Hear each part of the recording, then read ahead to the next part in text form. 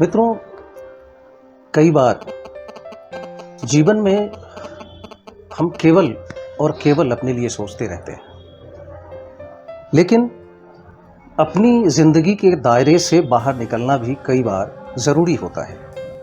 अगर हम ऐसा करेंगे तभी हम कुछ बड़ा सोच पाएंगे या कुछ अच्छा सोच पाएंगे। हमारा अपने जीवन पर जितना अधिकार है उतना ही समाज का भी हमारे ऊपर अधिकार है, इस देश का भी अधिकार है और दुनिया का भी है। लेकिन हम कई बार इस दायित्व को, इस बात को भूल जाते हैं। मगर समाज में कुछ लोग हैं जो इन बातों को याद रखते हैं और जब भी उनको अवसर मिलता है, मौका मिलता है, वो कुछ न कुछ औरों के लिए ज़रूर करते हैं। जो उनसे बन पड़ता है वो ज़रूर करते हैं। ऐसे ही आज हमारी मुलाकात हो रही है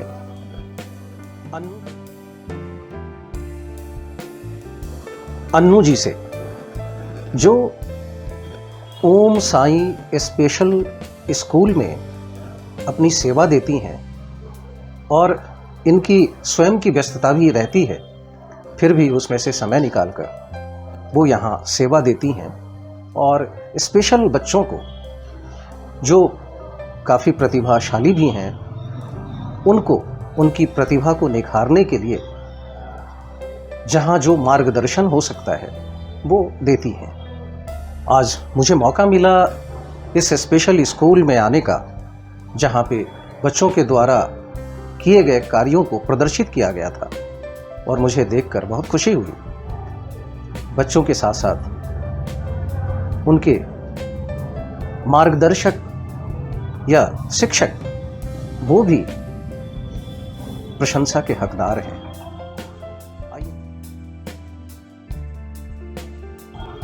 आइए अन्नू जी से थोड़ी बातचीत करते हैं और जानते हैं कि ऐसी प्रेरणा इनको कहाँ से मिली, कैसे मिली। अन्नू जी, आपका बहुत बहुत स्वागत। थोड़ा अपने बारे में बताएं, अपना परिचय दें और बताएं कि इस ऐसे कार्यों से आप कैसे जुड़ी, कैसे मोटिवेट हो। तो मैं जो मेरी ट्रेनिंग है वो सोशियोलॉजी में है। JNU से मैंने लॉ एंड गवर्नेंस में MPhil किया है।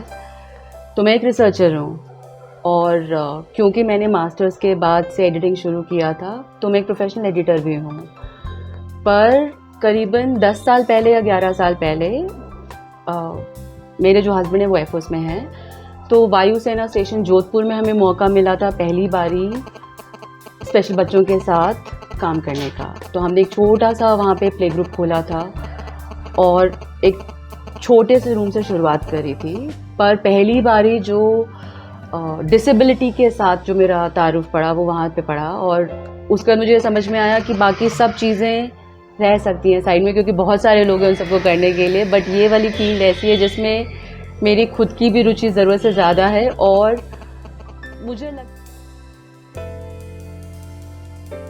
मुझे लगता है मैं एक अलग पर्सनालिटी हो जाती हूँ जब मैं ऐसे बच्चों के साथ इंटरैक्ट करती हूँ। तो जो आपको खुद से जो रूबरू होती है जो चीज़, वो आपके वो काम आपको ज़्यादा पसंद होता है। तो मुझे लगता है मुझे बच्चों के साथ काम करना इसलिए पसंद है क्योंकि मुझे खुद भी पता लगता है कि अच्छा मेरे अंदर ये भी है।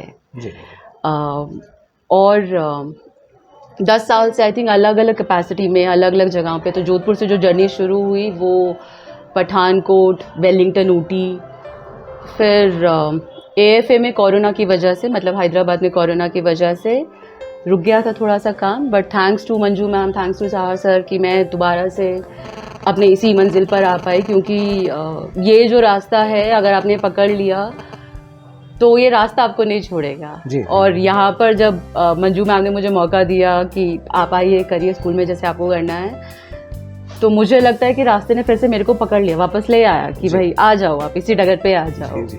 तो इसलिए हाँ, और ये काफ़ी एनरिचिंग रहता है, तो मुझे लगता है मैं भी कभी इसको छोड़ूंगी नहीं। जी। स्पेशल बच्चों के बारे में ये कहा जाता है कि कई बार उसको पेरेंट भी हैंडल नहीं कर पाते, उनके भीतर भी एक कम्प्लेक्स डेवलप होने लगता है कि हमारा बच्चा ऐसे है। फिर वो कुछ दिनों तक तो ठीक प्यार दिखाते हैं, उसके बाद वो झुंझलाने लगते हैं, वो इरिटेशन उनमें आ जाती है। तो एक ब्रॉड माइंड चाहिए उनको हैंडल करने के लिए, और बात जब सिखाने की हो तब तो और भी ज़्यादा। तो इस पर आपका क्या अपना एक्सपीरियंस रहा?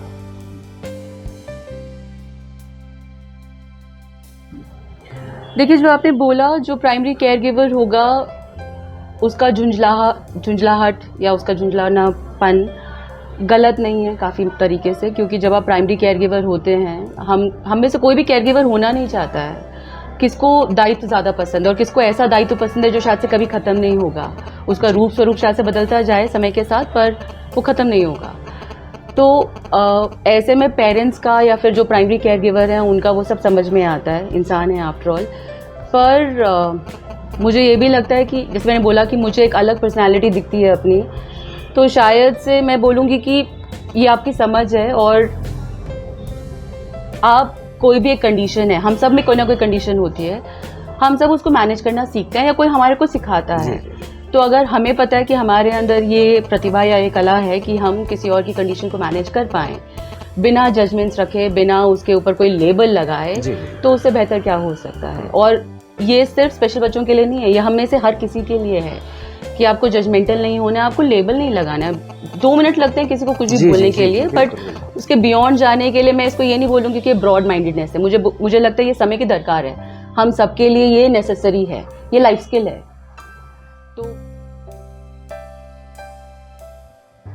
तो क्यों हम अपने से और समाज से कम एक्सपेक्ट करें कि भाई आप ब्रॉड माइंडेड हैं?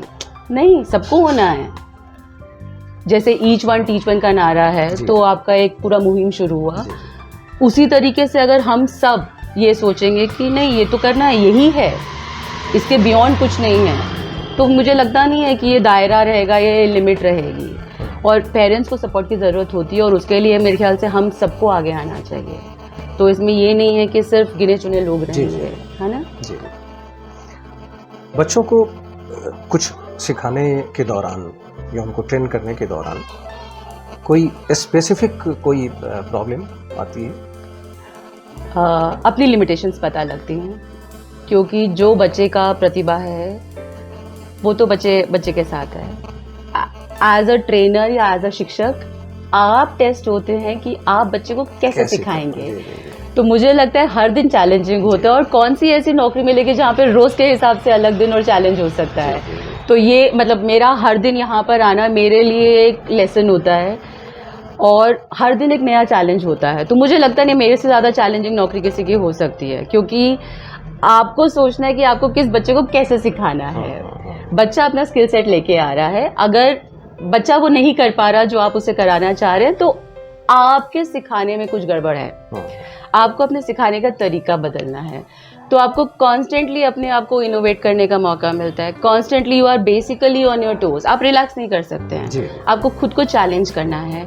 तो अगर आपको रोज के हिसाब से अपने कंफर्ट जोन में नहीं जाना है, तो मेरे ख्याल से बच्चे हमारे टीचर हैं ना, वो हमारे शिक्षक हैं। तो रोज ये दो तरफा है, वो मेरे से सीखते हैं, मैं उनसे सीखती हूँ, और मुझे लगता है इसीलिए वो उभर के आता है।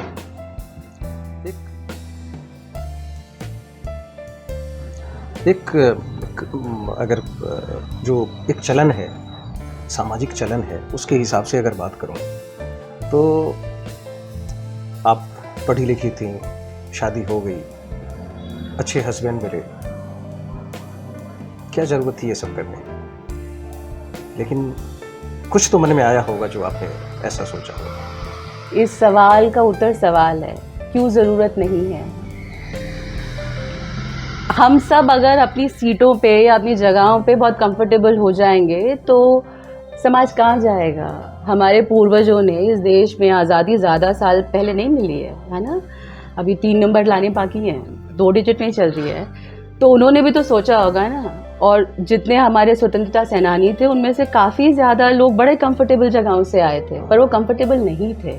तो मेरे ख्याल से वही सोच को बढ़ाना होगा। जब हमारी लीनियज इतनी गौरवपूर्ण है तो वही लीनियज को आगे बढ़ाना है। क्यों हम अपने अपने दायरों में बन जाएं, और क्यों दूसरों को उनके दायरों में रख दें कि अच्छा तुम्हारा लेबल ये है, तुम्हारा ये है। नहीं, जैसे अपने मोदी जी बोलते हैं सबका साथ सबका विकास होना चाहिए ना। सब अगर एक साथ रहेंगे तो मुझे लगता नहीं कि कुछ लाइफ में प्रॉब्लम आएगी किसी को भी। मैं इसीलिए ये सवाल पूछ रहा एक था। गिरेगा दूसरा उठाएगा, और मेरे ख्याल से ये बच्चे हमारे बहुत ज़्यादा सिखाते हैं। आप देखेंगे अगर स्कूल में तो किसी भी बच्चे में जो भी कमी होगी वो उसका फ्रेंड उसका पूरी कर देगा। तो चाहे वो चलना हो, चाहे वो लिखना, मैंने आपको बोला ना बहुत सारी पेंटिंग ऐसी है जो एक बच्चे ने शुरू करी है, ख़त्म किसी और ने करी है। काफ़ी बारी आपको भी नहीं समझ में आता, मुझे नहीं समझ में आता कि कौन सा रंग करना है, क्या पैटर्न बनाना है, बच्चे मेरी उंगली पकड़ लेते हैं। तो मुझे लगता है हम सबको अपनी अपनी जो चेयर है, जहाँ जहाँ पे भी हमारे दायरे हैं, उन दायरों में बंधना नहीं है। ये वाली सोच साथ में रखने की इन दायरों में नहीं बनना है, वो कंफर्ट जोन की ये है ये है ये है, नहीं, ऐसा नहीं है। नहीं, मेरे पूछने का जो मतलब मकसद है वो ये है कि ज़्यादातर लोग ऐसे सोचते हैं कि हाँ ठीक है, हमारी फैमिली हो गई, सब कुछ है, बस अपने फैमिली में वो खुद का सेल्फ एन्जॉयमेंट को पसंद करते हैं कि चलो हम ठीक हैं, हमारे पास कोई कमी ना हो। लेकिन दूसरे के बारे में बहुत कम लोग सोचते हैं। इसका श्रेय आई थिंक एजुकेशन पे जाता है। तो मुझे लगता है जवाहरलाल नेहरू यूनिवर्सिटी उस तरीके से आपको सोचने में मजबूर करती है, और मुझे अच्छा लगता है कि मैं वहाँ से पढ़ी हूँ। तो जो हमारे टीचर्स हैं वो वहाँ पे उतना ही एफर्ट डालते हैं बच्चों के साथ हमारे ऊपर काम करने के लिए, कि आपको ये रहता है कि आपको वापस समाज में देना ही देना है। वो कहीं ना कहीं आपको सीख आपके शिक्षकों से मिलती है, और मेरे ख्याल से आपकी एजुकेशन बहुत मैटर करती है ना। अगर आपने वो किताबें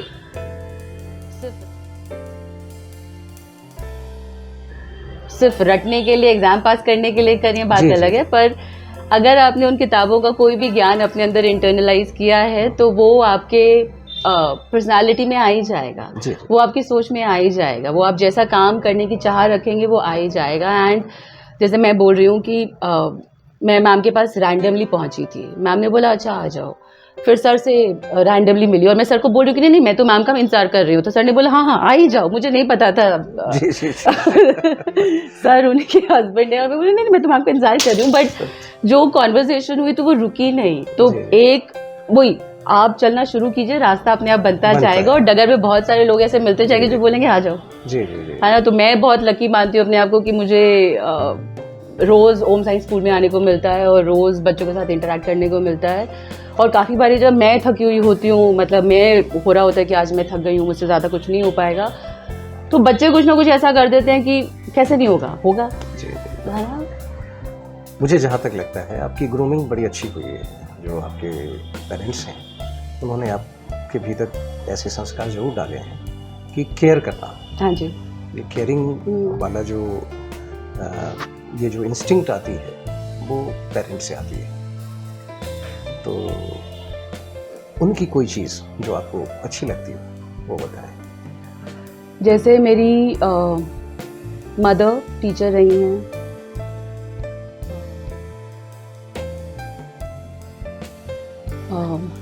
पापा दिल्ली गवर्नमेंट में थे, तो उनका भी ये रहता था, वो अलग अलग डिपार्टमेंट में थे, कभी पेंशन में, कभी एक्साइज में, कभी कहीं पे। तो जो बुजुर्ग लोग होते थे जो नहीं आ पाते थे वो उनकी पेंशन घर पे देके आते थे, at the risk of losing his own job, क्योंकि सिग्नेचर होता है, ये होता है, बहुत कुछ होता है। तो वो आपने सही बोला, आपके घर के परिवेश में वो चीज़ें होती हैं। जैसे मैम पढ़ाते हैं, बहुत सारे बच्चों को फिक्र नहीं करते कि फ़ीस आ रही है कि नहीं आ रही है, ऐसे मम्मी का रहता था। तो आई थिंक वो अगर आपका दायरा बना हुआ होता है, आपको पता होता है कि हाँ ये है और इस तरीके से आप अपने आप को एक्सटेंड कर सकते हैं, तो आई नॉट। तो आपने बिल्कुल सही पकड़ा कि ये बचपन से चीज़ें शुरू हो जाती हैं जी। जैसे मेरी बेटी भी यहाँ पे आई है स्कूल में, तो वो भी बहुत खुश रही है, वो डीएलएफ में पढ़ती है और वो यहाँ पे आई, वो भी अभी आज भी उसको था कि मुझे आज जाना है क्योंकि आज तो मेरा सैटरडे ऑफ है जी। तो मैं बोला कि नहीं बच्चे तुम रह नहीं पाओगे ज़्यादा देर के लिए, तो आई थिंक वो कंटिन्यू रहेगा अभी, उसमें भी वो बचपन से आ रहा है तो वो रहेगा वो। लेकिन बिना हस्बैंड के सहयोग के हो नहीं सकता, तो उनको क्रेडिट जाता है। एब्सोल्युटली, क्योंकि शुरुआत तो उनके प्रोफेशनल एरिया से ही हुई है, और ये कभी नहीं आता है। आई डोंट थिंक, अगर आप एक दूसरे को, अगेन वो मैटर भी करता है कि आप अगर दूसरे को इंसान समझ रहे हैं और आपकी शादी के फाउंडेशंस क्या हैं, तो उसमें जो भी आप काम करेंगे वो आपका स्पाउस आपको सपोर्ट करेगा, और ये दो तरफा रहेगा, है ना। तो ऑफ कोर्स मेरा यहाँ पर आना उनका सपोर्ट है, और उनके सारे काम में मेरा सपोर्ट है। तो ये हाँ, उनका नाम क्या है? विंग कमांडर शाक्य राज चौधरी। शाक्य राज चौधरी। अच्छा। कमांडर साहब, आपको बहुत बहुत नमस्कार। आप देश की सेवा तो कर ही रहे हैं और इनके माध्यम से समाज की सेवा भी हो रही है, तो इसके असली हकदार आप भी हैं जी। न्यू जनरेशन से कुछ कहना चाहें आप?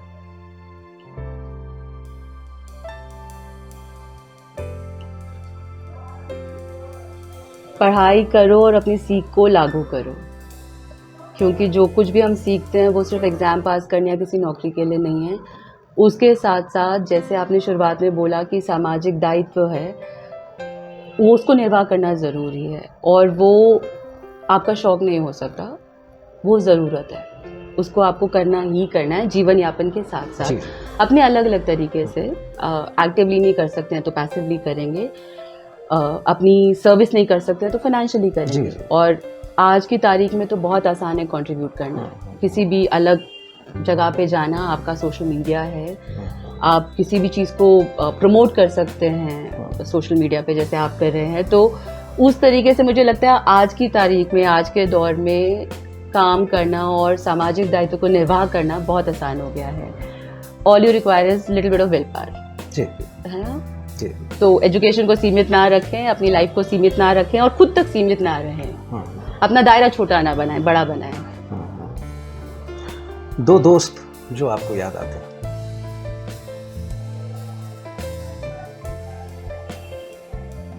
ओके, एवर टाइम, हमेशा के लिए।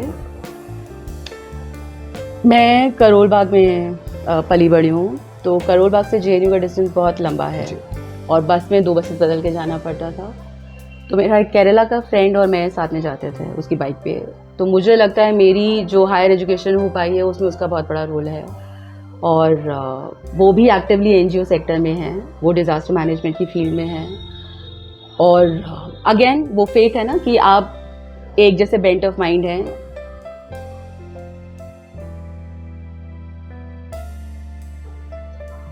आना जाना साथ में करते हैं तो आपका एजुकेशनल बेंट, आपका जो सोशल बेंट है वो एक जैसा सा है और आप फिर लाइफ लॉन्ग फ्रेंड्स रहते हैं और कहीं ना कहीं दूसरों को इंस्पायर करते हैं।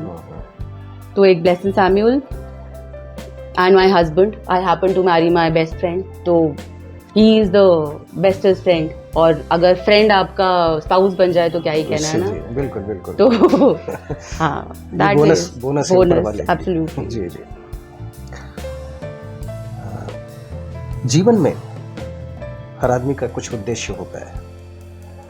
मैं स्वयं भी मानता हूँ कि ऊपर वाला हमें उस लिए नहीं भेजा है इस दुनिया में जो हम कर रहे हैं या जो हम करना चाहते हैं।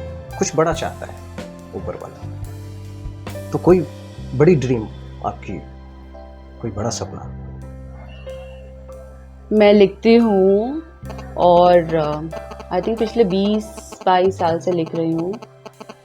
तो कभी ना कभी होपफुली आप मेरी किताब पढ़ें, ये सपना रहेगा मेरा। और मुझे ये लगता है कि मेरे किरदारों में जो मैं किरदार बनाती हूँ वो अलग हैं, वो हमारे इन बच्चों को रिप्रेजेंट करते हैं। तो अगर वो मेन स्ट्रीम लिटरेचर बने, ये मेरा ख्वाब है जी। मतलब हमें सिर्फ एक तारे ज़मीन पे नहीं चाहिए, हमें ऐसे बहुत सारे फिल्म्स चाहिए जिसमें बहुत नॉर्मलाइज हो। और अगर मैं लिटरेचर के माध्यम से अपना वो कर पाऊँ, इसको नॉर्मलाइज कर पाऊँ, तो मुझे लगता है मेरा इस जीवन का जो सपना है वो सफल हो जाएगा। हाँ। तो वर्क इन प्रोग्रेस है मेरी ऐसी 2 स्टोरीज जिसमें अलग किरदार हैं और आपको किसी भी शब्द में ऐसा नहीं लगेगा कि कहीं पे डिसेबिलिटी का मेंशन है। It is that normalized. तो I hope I am successful and I am publish like that जी। अनु जी, मेरी बहुत बहुत शुभकामनाएं आपको। Thank you so much. और आपसे आगे भी बातचीत होगी। मित्रों, अभी आप मिल रहे थे अनु जी से, जो समाज सेवा के साथ साथ रिसर्च वर्क भी कर रही हैं। और इनसे मिलकर के आपको लगा होगा कि ये स्पेशल चाइल्ड के लिए बहुत कुछ कर रही हैं, बहुत कुछ सोचती हैं। और हम आपको भी थोड़ा बहुत सोचना चाहिए। हम जैसे भी कर सकें, जिस तरह से कर सकें, जिस समय कर सकें, हमें आगे आना चाहिए। और ऐसे बच्चों के लिए, अगर हमारे इर्द गिर्द में ऐसे बच्चे हों तो उनको तलाशिए, ढूंढिए, और आप क्या कर सकते हैं उनके लिए आप ज़रूर कीजिए। ज़रूरी नहीं है कि आप हमेशा पैसों से ही मदद करें, आप उनको मोटिवेट भी कर सकते हैं, और अपने घर के बच्चों को भी आप ऐसा ही करने को ज़रूर कहें। आज के लिए बस इतना ही, तब तक के लिए नमस्कार।